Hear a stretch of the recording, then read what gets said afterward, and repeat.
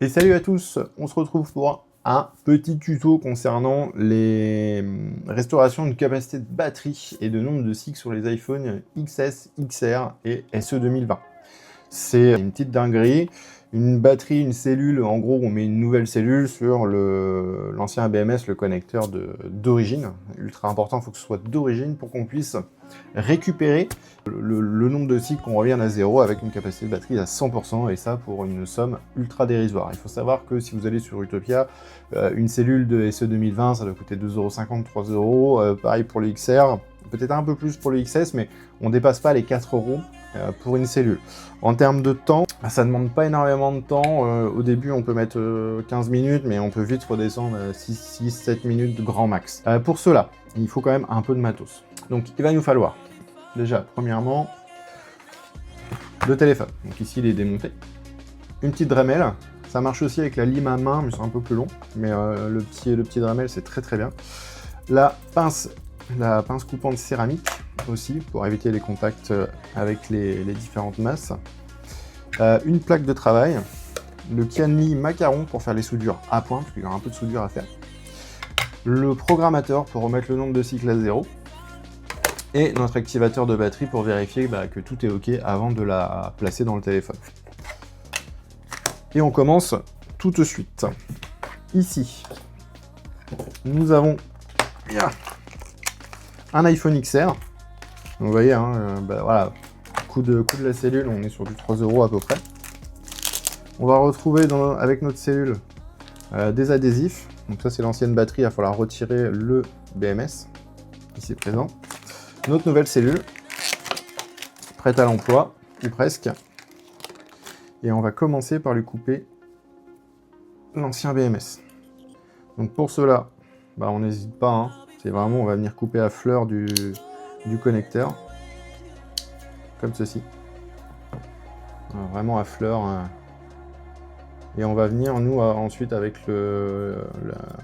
la Dremel, là, on va venir retirer le surplus de métaux qu'on trouve là.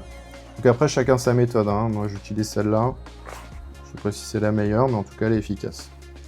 Et on y va de suite.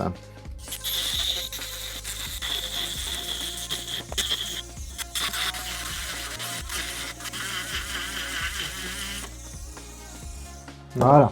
Donc, on va retrouver notre nouveau BMS. Enfin, le BMS, du coup, rectifié. Ensuite, on va prendre la cellule. On va retirer les scotch thermiques.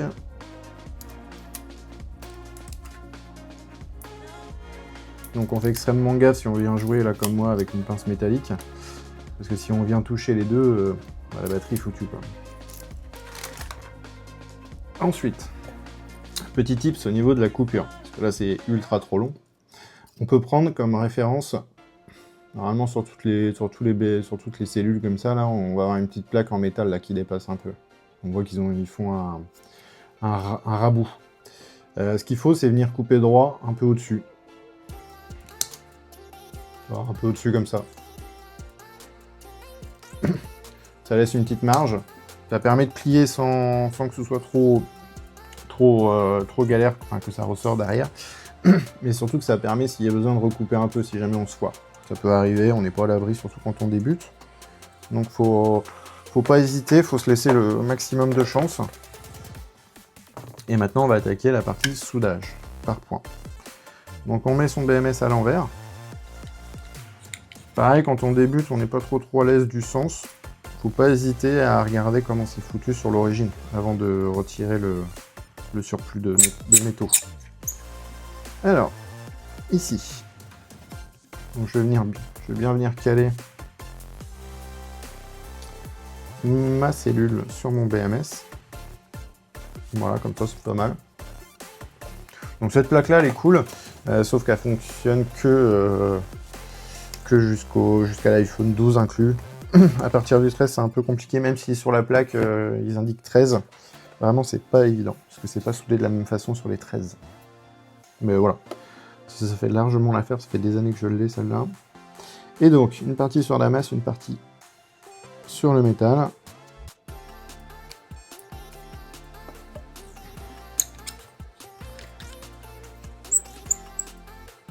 En termes de puissance, après, il faut voir.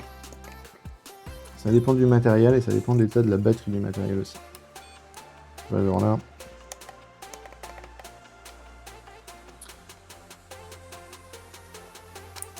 Voilà. Ok. Nombre de points, 3 ou 4. Pas forcément besoin de plus, sauf si ça prend pas. Pour X ou Y raison. C'est pour ça qu'il faut pas hésiter aussi au début à vérifier. Donc on la retourne. Et là, je vois que mes points sont bien présents. Donc là, no problème. Next, on va replier notre BMS et on va venir lui mettre un adhésif. C'est ultra important, l'adhésif, ça évite que le BMS après bouge une fois que la batterie sera remise dans le téléphone. Donc soit on utilise l'adhésif fourni avec, comme c'est le cas ici, soit on n'hésite pas à mettre un double face générique, ça marche aussi, on s'en fiche. Le but c'est vraiment que les deux soient l'un contre l'autre pour éviter de trop bouger et donc de se dessouder, parce que mine de rien c'est sensible. On est quand même sur du petit composant. Ensuite, on vient replier pour lui donner sa forme finale.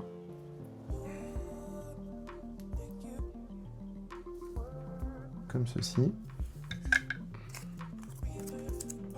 La protection plastique ici. Espèce de petit capot. Donc c'est pas tout le temps fourni avec. Faut pas hésiter à reprendre l'original s'il y a besoin. Ça se reprend bien. Ensuite, notre adhésif final.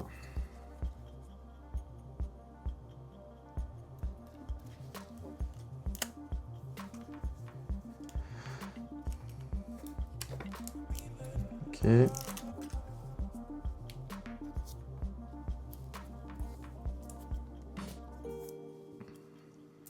Donc voilà le résultat. Je vais extraire tous les déchets tout de suite.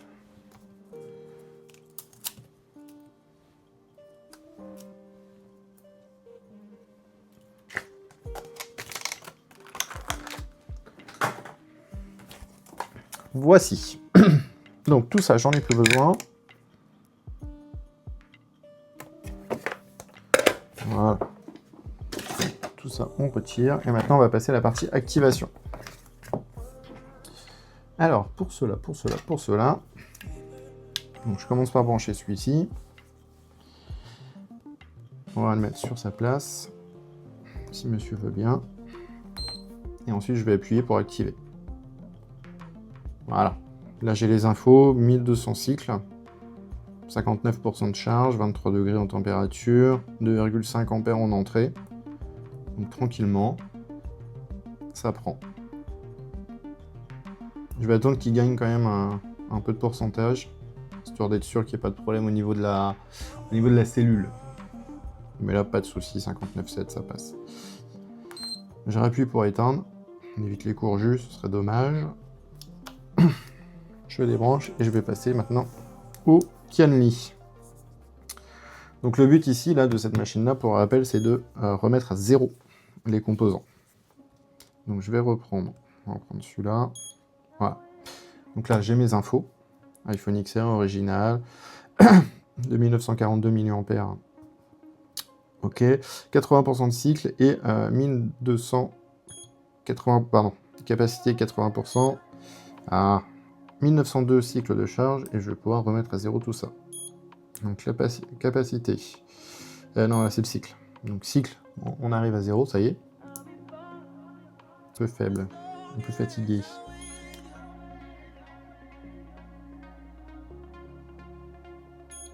Ok, ce coup-ci c'est bon. Donc on a bien 100% de capacité, nombre de cycles 0. Donc là tout est ok.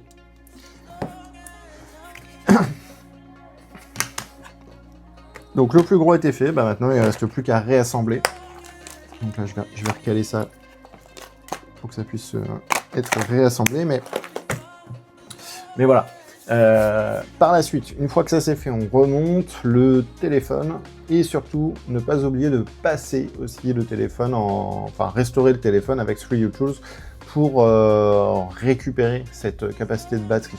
Il y a un petit patch qui permet de fixer les histoires de capacité de batterie sur autre chose. Il ne faut pas hésiter à l'utiliser. Et ça permet en fait de retrouver la capacité. Si on ne le fait pas, si on remonte juste la batterie comme ça et qu'on le démarre, le téléphone ne va pas prendre en charge, ne va pas mettre à jour la capacité de batterie, puisqu'il l'a déjà fait avec ce numéro de série là. Donc c'est un peu con, mais bon, c'est comme ça. Donc à chaque fois qu'on fait ça, il faut restaurer les téléphones en fixant la batterie. Ça permet de retrouver 100% de capacité de batterie, et surtout que ça permet de faire un changement de batterie avec... on retrouve la capacité de batterie originale pour vraiment pas grand chose. Ça se fait assez rapidement. Comme je disais, au début ça met un peu de temps quand on débute, mais on peut vite passer sous la barre des 10 minutes rapidos. Donc voilà, n'hésitez pas à vous entraîner. S'il y a des questions, je suis là aussi. Et sur ce, moi je vous dis à bientôt.